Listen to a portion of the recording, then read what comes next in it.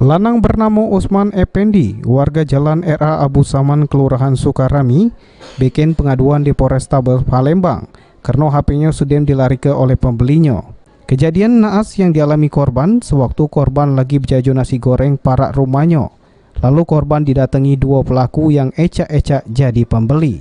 Namun pas korban lagi sibuk melayani pembeli yang lain, tiba-tiba HP korban yang ditaruh di pucuk meja langsung dilari ke pelaku.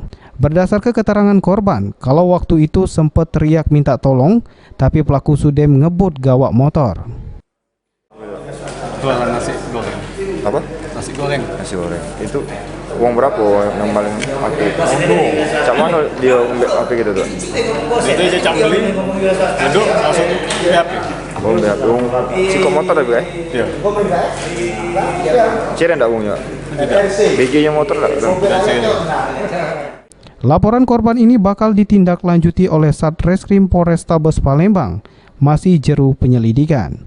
Abidin Riwanto, PAL TV.